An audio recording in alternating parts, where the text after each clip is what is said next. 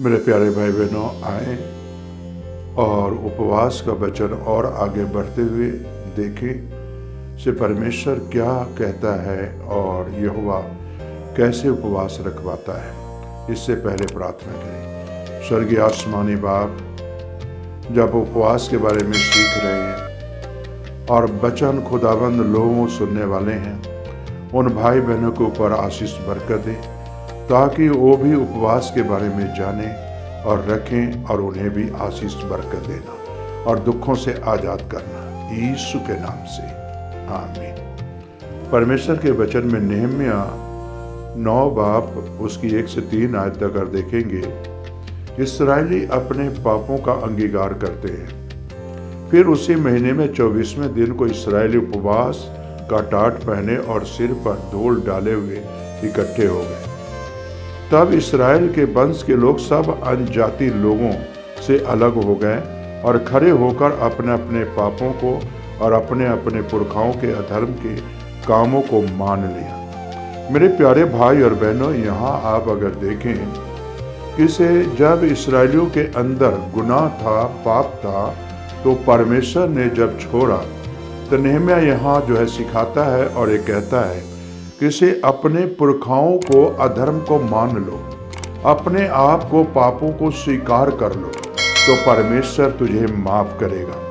और जो दूसरे वंश के लोग थे उनसे अलग हो जाओ, उनसे अलग रहो। और तब जो है वो लोग पाप से तौबा किए, पश्चाताप किए, अधर्म को मान लिए, गुनाहों को मानकर छोड़कर, और जो है मेरे प्यारे भाई बहनों, आप जानते हैं तो उपवास किए, टाट ओढ़े और सिर पर धूल डाले, तो परमेश्वर ने उन्हें माफ किया।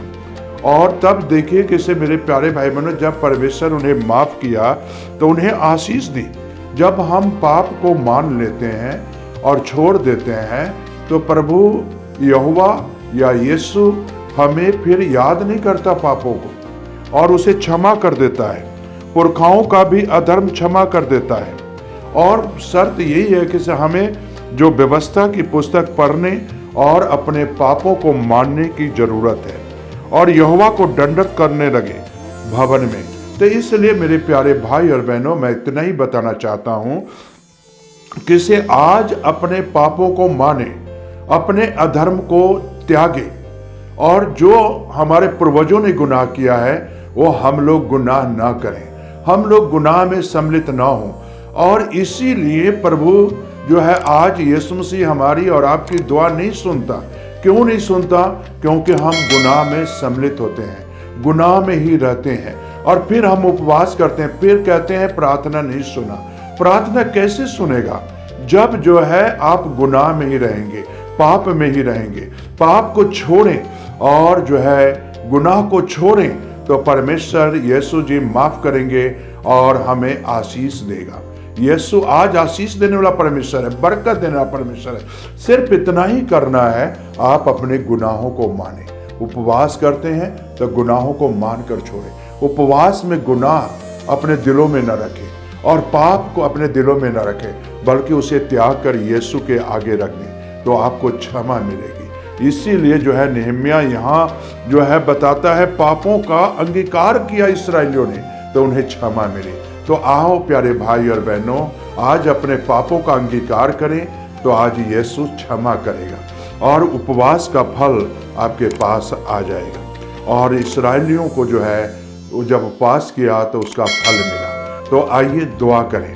स्वर्गीय आसमानी बाप, ये सच वचन है, मानने के योग्य है।